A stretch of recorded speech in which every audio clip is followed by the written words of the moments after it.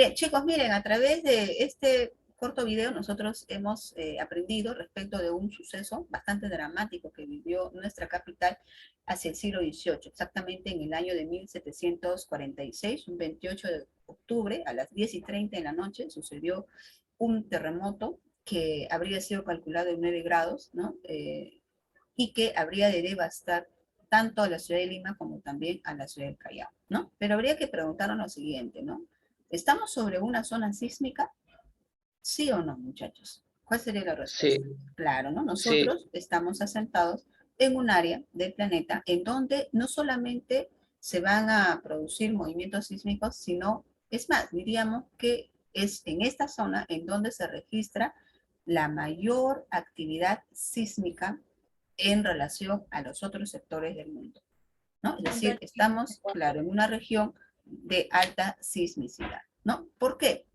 Bueno, ¿no? Formamos, nuestro territorio, ¿no? Forma parte de lo que se conoce con el nombre de el Cinturón del Fuego del Pacífico, o también conocido como el Círculo del Pacífico, ¿correcto? Es un área en donde constantemente hay actividad sísmica y esta puede ser generada por factores como cuáles.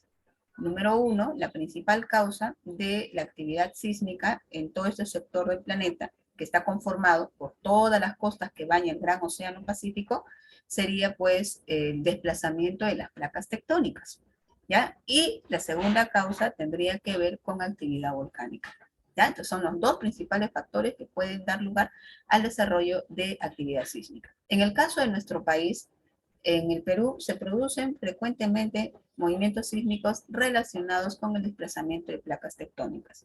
Nuestro territorio, al igual que el resto de Sudamérica, está asentado sobre una placa tectónica que es llamada la placa sudamericana, la cual se encuentra frente a una placa conocida con el nombre de la placa de Nazca. El desplazamiento de ambas, el choque entre ambas, que luego vamos a explicar al detalle, es la principal responsable de los movimientos sísmicos. Entonces, algo que nosotros tenemos que aprender, muchachos, es que si vivimos en una zona de permanente sismicidad o de alta sismicidad, en donde, miren, se ha registrado cerca del 70% de los mayores sismos que ocurren en el planeta, ¿ya?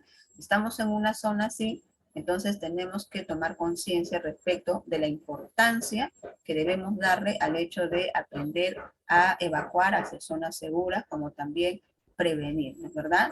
Preparar nuestras mochilas de emergencia, ¿no? Y mantener principalmente la calma en caso de que ocurra, pues, un movimiento de gran magnitud.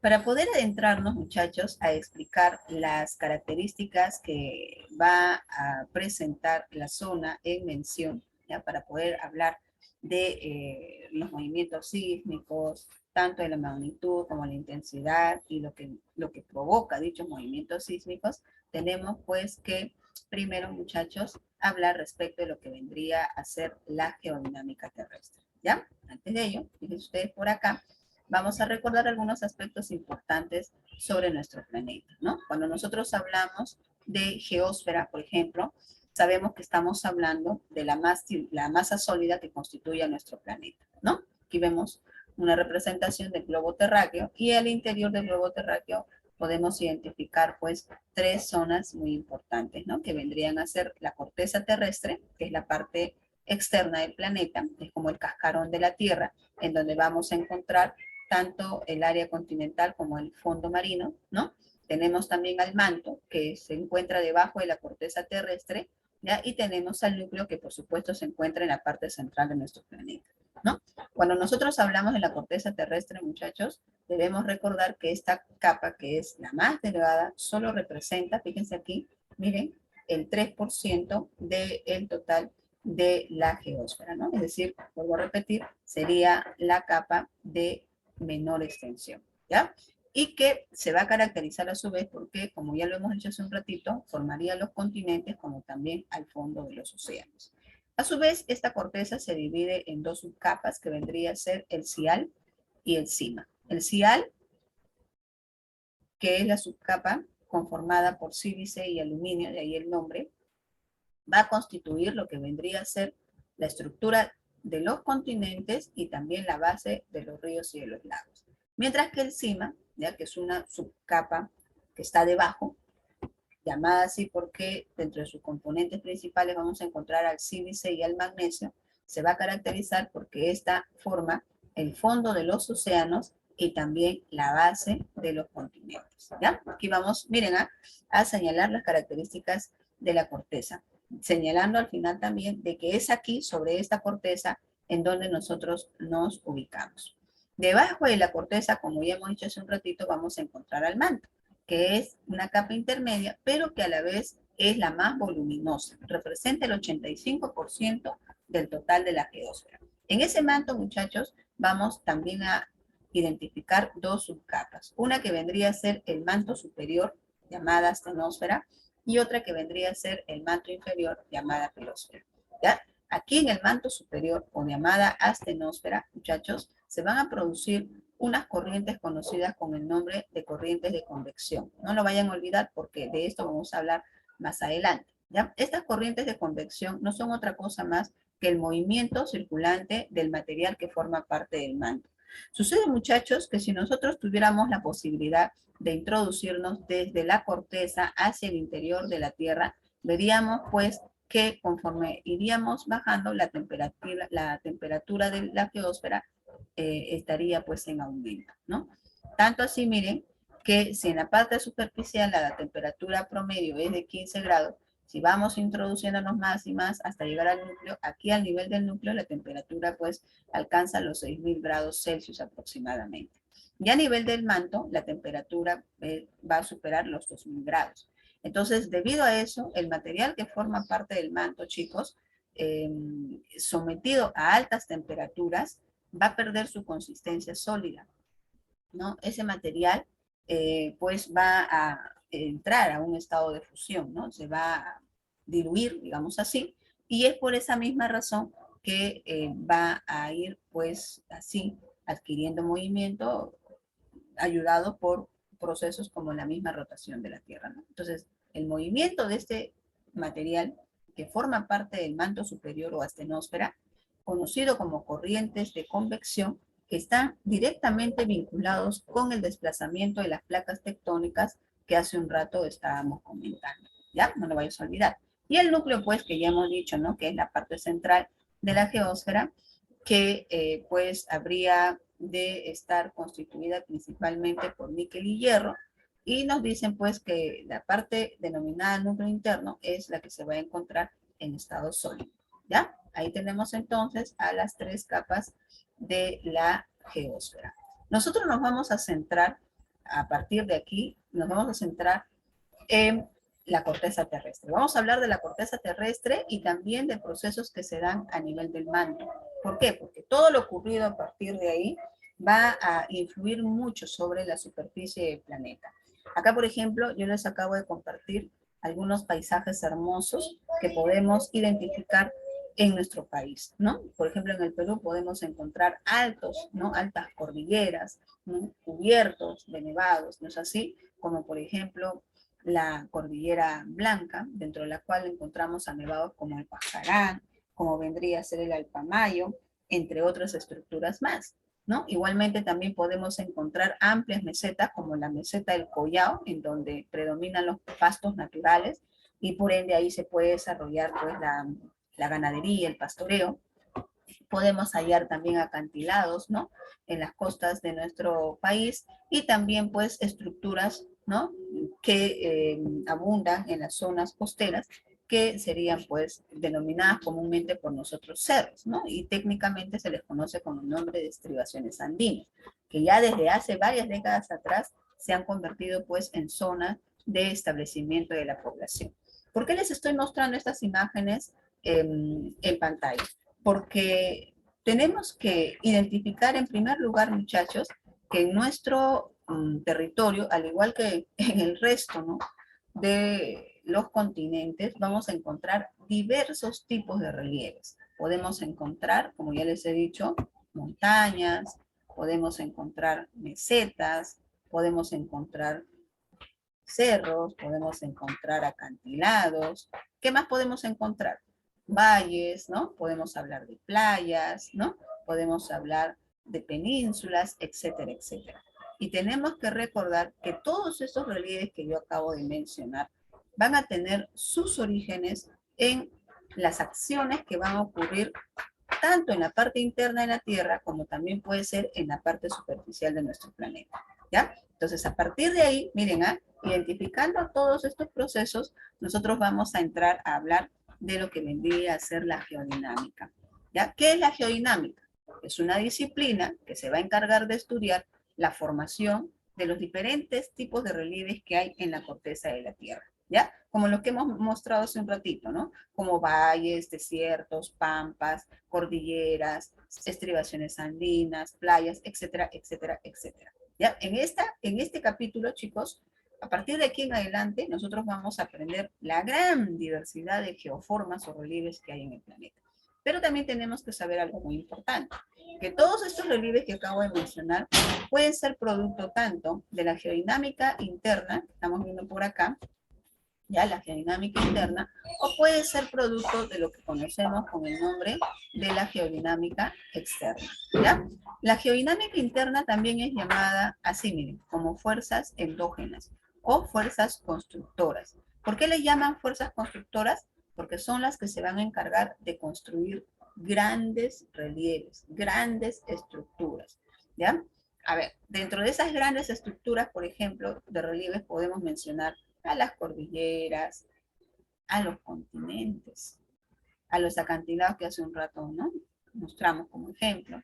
Los tablazos, no se preocupen si de repente no conocen, ¿no? La definición de algunas de estas estructuras que estoy mencionando. Poco a poco lo vamos a ir aprendiendo. Podemos también encontrar dorsales, que son sistemas cordilleranos que podemos hallar, ¿no? en el fondo de los océanos, ¿ya? O podemos también hablar de los volcanes. Todas estas geoformas que estoy mostrando ya en el material son consecuencia de la geodinámica interna. ¿Ya? ¿De qué trata la geodinámica interna? De fuerzas que vienen desde el interior del planeta, ¿ya? Interior del planeta, y que se van a hacer responsables de la conformación de estructuras muy complejas. Profesora, ¿y esas fuerzas que vienen del interior son producidas por qué? Justamente por las corrientes de convección que hace un rato estábamos comentando. ¿Ya? En cambio, la geodinámica externa, que también es conocida como fuerzas exógenas, ¿ya? Son consideradas no fuerzas constructoras, sino son llamadas fuerzas destructoras. ¿Por qué destructoras, profesora? Porque aquello que con mucho esfuerzo, con mucho trabajo, construyó la geodinámica interna, ya paulatinamente, progresivamente, va a ser destruida por la geodinámica externa. ¿Correcto? Pero más que destruirla, en realidad lo que va a suceder es que la geodinámica externa va a modelar el relieve de la superficie terrestre, ¿no? Va a ir desgastándola y con todo ese material que resultó del desgaste, va a terminar formando nuevos tipos de relieve. ¿Ya? Por ejemplo, miren, las montañas son expuestas a agentes como vientos, como lluvias, ¿no es verdad? Como ríos, podría ser también, ¿no? En la parte baja. Pero, ¿qué sucede, no? Imagínense ustedes que los vientos soplen fuertemente, ¿no? Sobre el relieve de una montaña. Entonces, si es que la estructura, ¿no? De las rocas, principalmente de estas montañas, ¿no? Están debilitadas, entonces los vientos van a terminar arrancando parte del material de esta montaña cuesta abajo. Si caen a un río, ¿no? En las aguas de este río van a transportar ese material hacia lugares muy alejados. Pero en el camino estas rocas se van a ir golpeando una con otra, ¿no? Se van golpeando, se van fragmentando, fracturando, algunas en partículas mucho más pequeñas, pero sucede que todo ese material será trasladado a zonas que están a kilómetros de distancia, ¿no es verdad? Pero se van a trasladar hasta zonas, digamos, llanas, planas, y ahí van a ser depositados. Y ahí se puede dar lugar a la conformación de otros relieves, miren, como por ejemplo los valles. Entonces, cuando yo hablo de un valle, ¿ya? Que son zonas fértiles donde se puede desarrollar la agricultura, debo recordar que la estructura de estos valles se formó con aquel material ¿no? Que provenía de las zonas de las altas montañas. O sea, ¿no? Esas pequeñas, pues, rocas, esos fragmentos de rocas que estarían dentro del relieve de los valles, vienen de las regiones altas. Pero claro, ¿no? Que en el camino se mezclaron con restos orgánicos, entonces por eso constituyeron suelos fértiles. ¿Ya? Entonces, mientras la geodinámica interna construye grandes estructuras, la geodinámica externa se va a encargar de modelar, ¿no es verdad?, de modificar esas grandes estructuras para crear otras nuevas, ¿ya? En donde el hombre se establece, ¿ya? Vamos a ver por aquí otra característica más.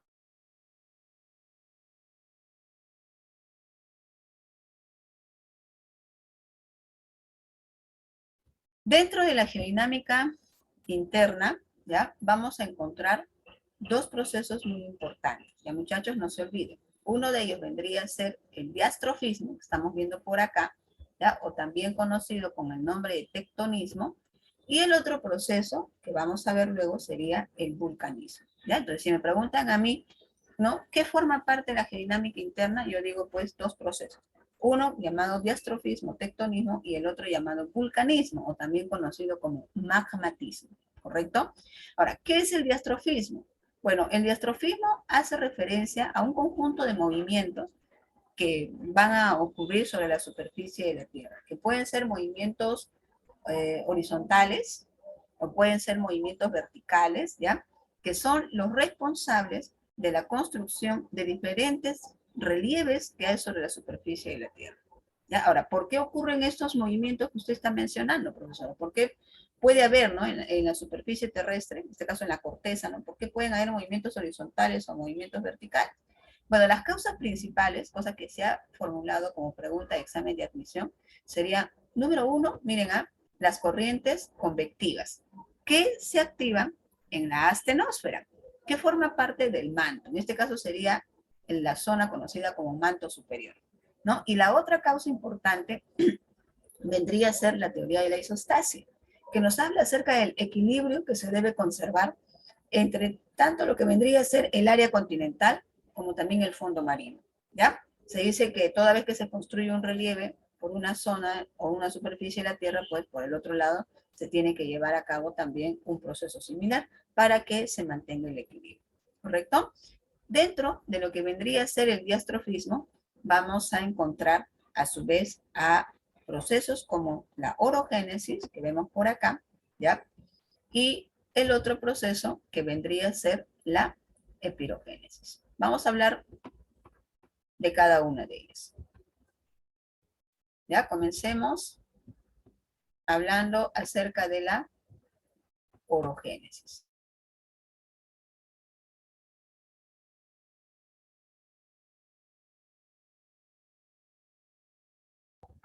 Bien, veamos por acá en el caso de la orogénesis. ¿Ya? ¿Qué es? Miren, recuerden ustedes que la orogénesis y la epirogénesis forman parte de la geodinámica interna, específicamente, ¿no? De lo que se conoce como el diastrofismo. Y hace referencia, en el caso de la orogénesis, a movimientos de tipo horizontal. ¿De? Esos movimientos horizontales que ocurren sobre la, o mejor dicho, en la corteza terrestre.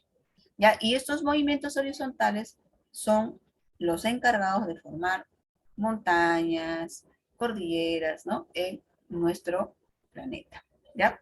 Ahora, dentro de la orogénesis, dentro de esos movimientos horizontales, vamos a encontrar dos tipos, ¿ya?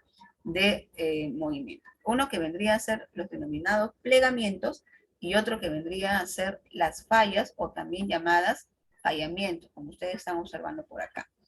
Plegamiento, ¿ya? Es el primer tipo de movimiento, ¿ya? Que vamos a mencionar dentro de la orogénesis, que consiste en el viaje de fuerzas horizontales, pero que se encuentran, ¿ya? En el camino con relieves de gran plasticidad. ¿Qué sucede? ¿No? Imagínense unas fuerzas, ¿no? Que se liberan del interior del planeta. Entonces, estas fuerzas viajan en forma horizontal y de pronto se encuentran con un gran relieve que es bastante flexible. Entonces sucede que como ese relieve es bastante flexible, tiene gran plasticidad, la fuerza la va a empujar y el relieve se va a arrugar, ¿correcto? Y resultado de ello es que, miren, se va a producir el levantamiento de unas zonas y el hundimiento de otras. Más o menos como ven ustedes acá en la gráfica, ¿no?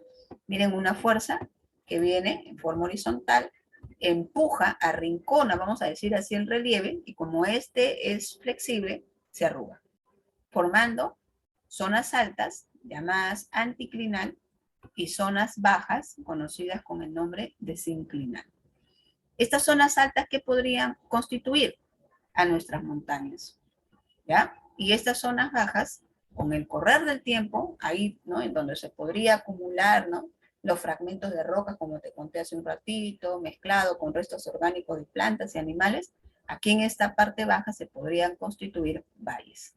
Ejemplo de lo que estamos mencionando por aquí, los valles interandinos, ¿no? Yo me voy a la región andina del Perú, visito, ¿no? Por ejemplo, valles como el Valle del Mantaro, ¿no? El valle de repente de Urubamba, ¿no? El valle que formaría parte de la región de Ayacucho, ¿no es verdad? Callejón de Huaylas, en el caso de Ancash, etcétera.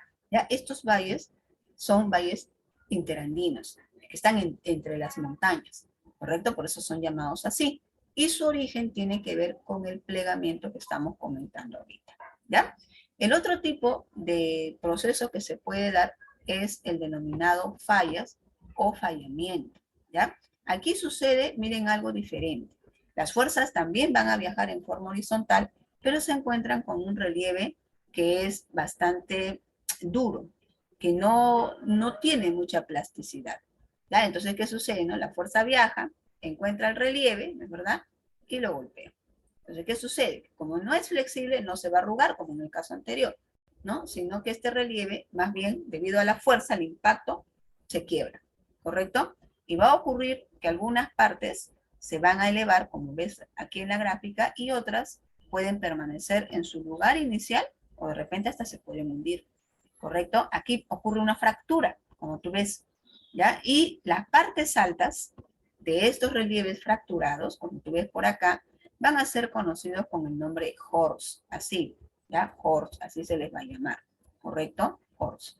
Y las partes bajas se van a conocer con el nombre de Graben, ¿ya? Así se les va a llamar, esta es la parte baja, no sé si lo llegan a visualizar. Estas partes altas han constituido con el tiempo, ¿no? En algunos casos, pues, a las mesetas, como por ejemplo la meseta del Collao. Y esas partes bajas se han constituido en depósitos de aguas procedentes de las montañas o de las lluvias mismas, dando lugar a lo que vendría a ser la formación de lagos, como es el caso del lago Titicaca. La meseta del Collao y el lago Titicaca se han constituido sobre relieves, ¿ya? Formados por una falla, ¿ya? Por una fractura de grandes estructuras, ¿ya? Entonces, hay que reconocer la importancia que tiene el proceso de la orogénesis, ¿correcto? Ahí tenemos la primera parte.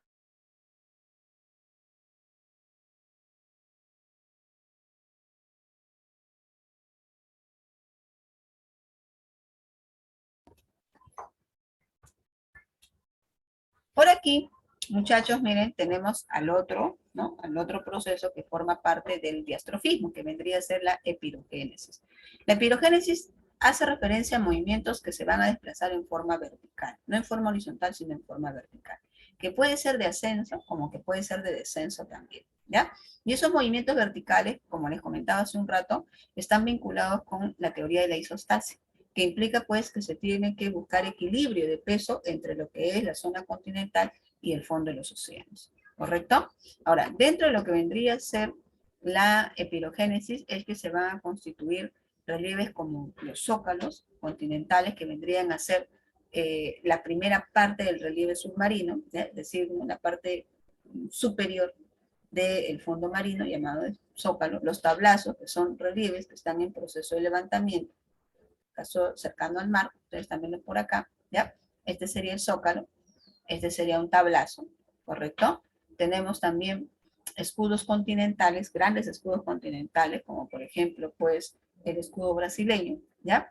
Y también los acantilados, ¿no? Como los que tú ves por acá, que también habrían de ser producto de lo que sería la epirogénesis, ¿ya? Ahí está La teoría de la isostasia nos dice es un mecanismo de ajuste que permite explicar los movimientos verticales, ¿no?, de la corteza, sea de ascenso o descenso, ¿no? Se crea, miren, se crea un relieve como una cordillera, y esta cordillera, pues, le suma más peso, ¿no?, a lo que vendría a ser la superficie continental.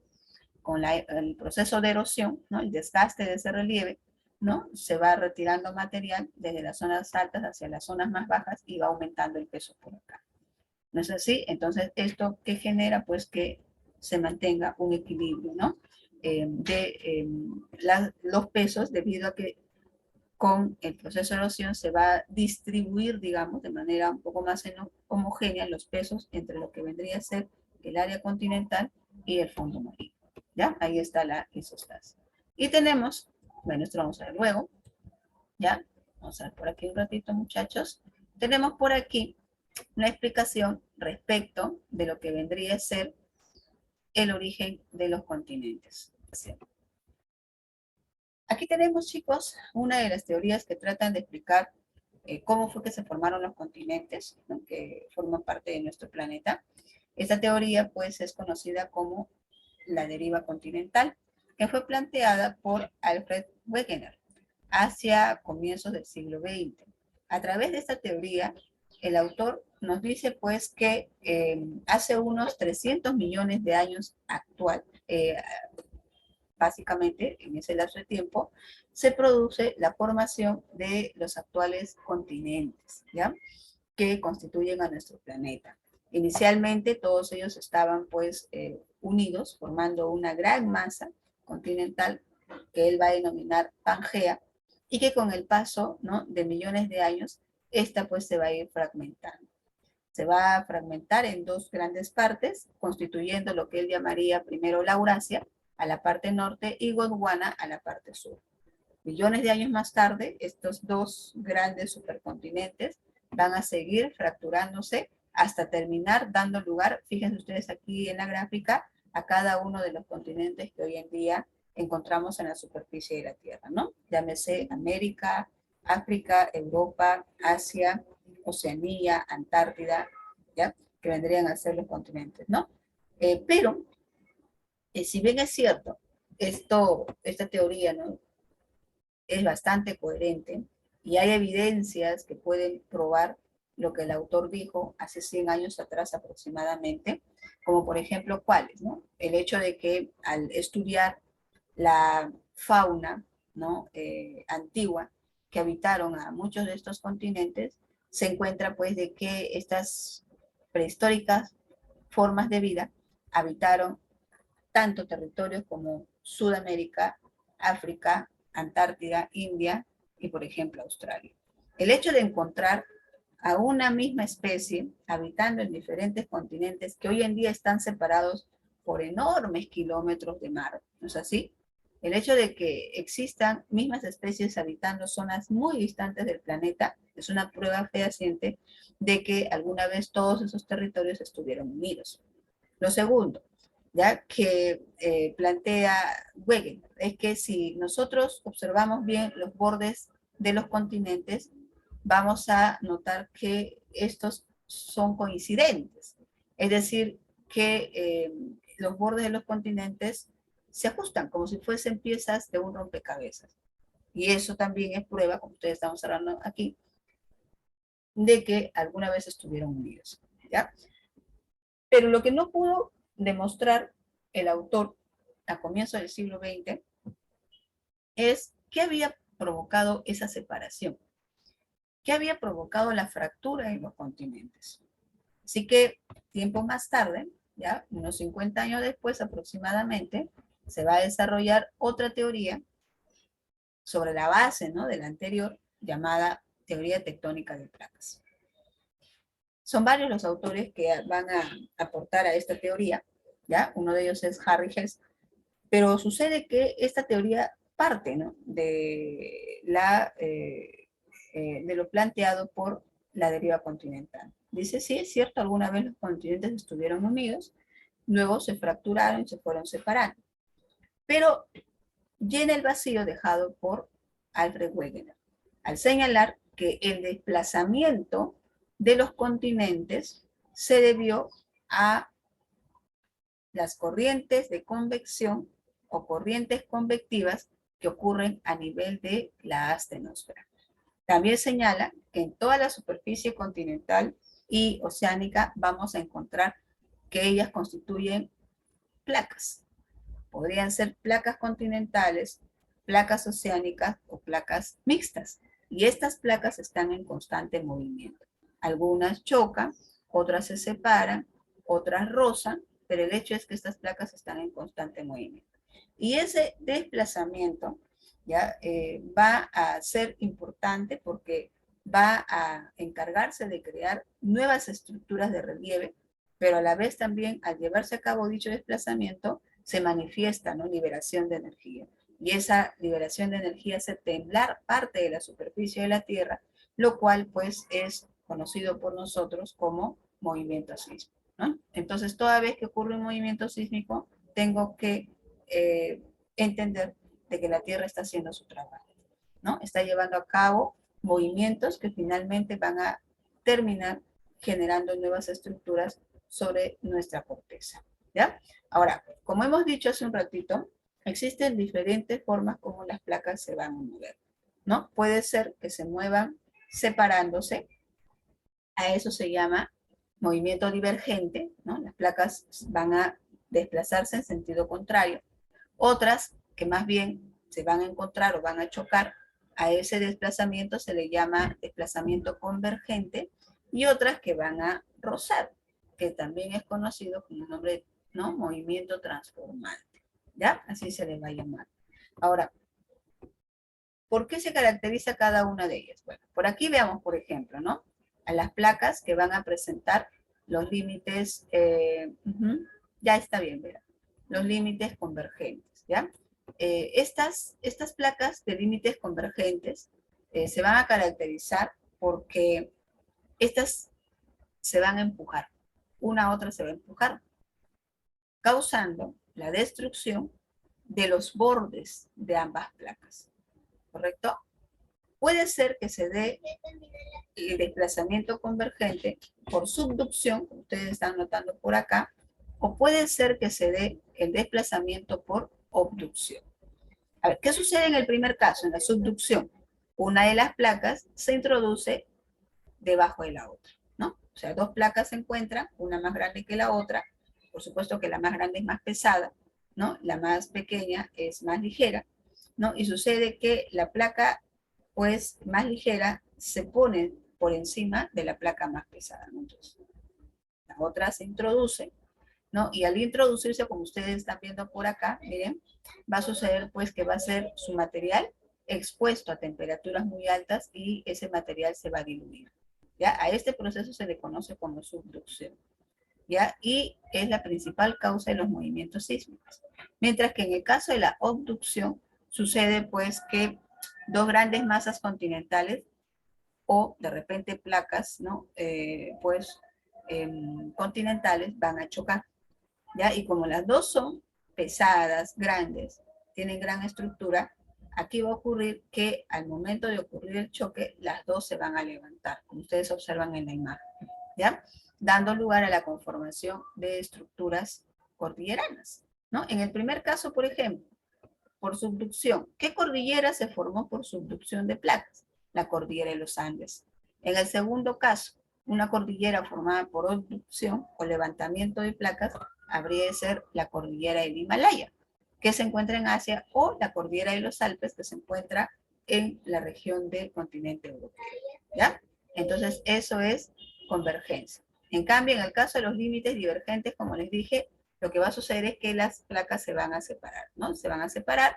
Miren, fíjense por aquí, al separarse, van a dejar una abertura por donde va a salir el material procedente, pues, del manto, ¿no? Ese material que está a altas temperaturas va a salir a la superficie por esta fisura y se va a pegar en los bordes de estas dos placas, generalmente placas oceánicas, dando lugar también, pues, aquí a la conformación de nuevas estructuras, ¿no? Por ejemplo, la dorsal, ¿no?, del Atlántico habría de tener este origen, ¿ya?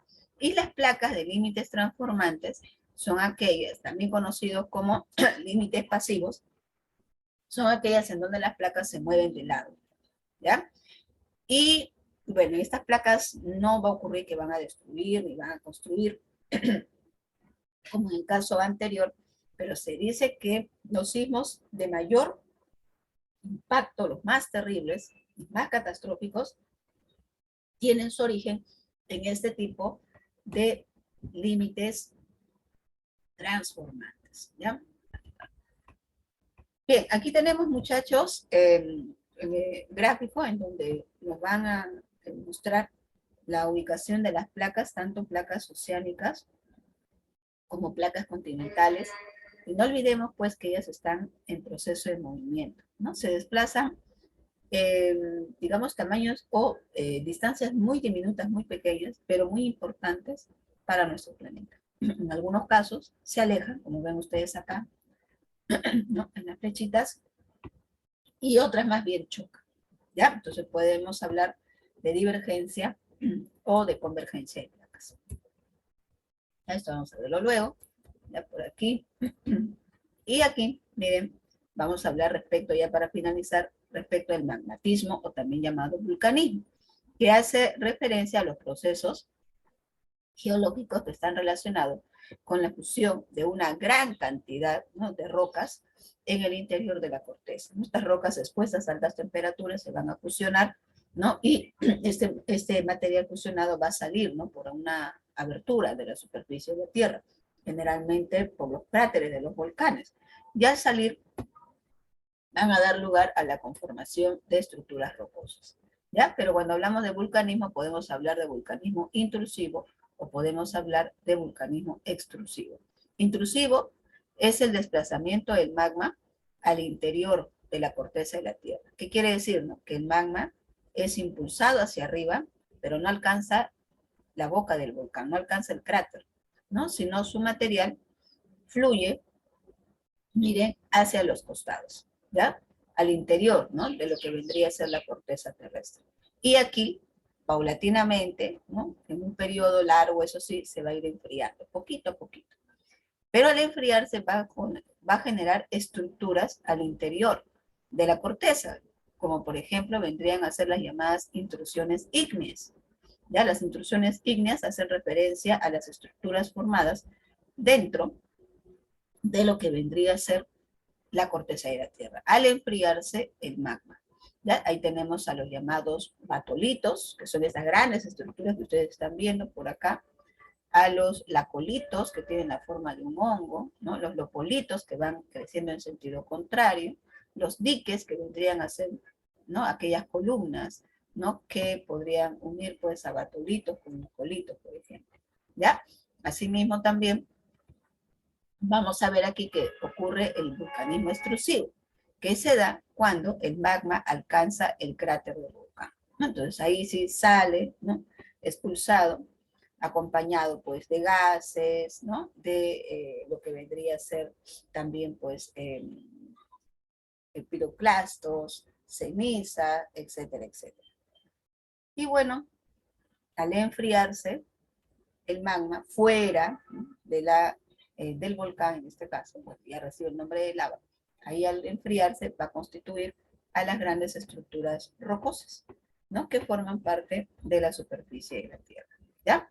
Ahí tenemos otras manifestaciones de la actividad volcánica, que podría ser las fuentes termales, que se van a formar al entrar en contacto porciones de rocas ígneas con aguas subterráneas, ¿no?, que luego van a salir por algunas fisuras a la superficie. ¿Ya? Los géiseres, que serían lanzamientos de agua, como acá, miren, fíjense acá, lanzamientos de agua y gas a varios metros de altura, ¿ya? Y que es producto también que, ¿no?, por la parte baja vamos a encontrar el desplazamiento, ¿no?, de agua subterránea que entra en contacto con rocas ígneas en altas temperaturas, ¿no? Entonces el agua entra en estado de ebullición, ¿no es verdad?, y sale disparado pues a grandes distancias. Y las olfataras, que serían conductos situados muy cerca de los cráteres del volcán, por donde también va a ocurrir que van a salir gases, ¿no?, dentro de ellos los gases sulfurosos, ¿ya? Ahí tenemos entonces a la actividad del volcán, ¿no? Muy bien.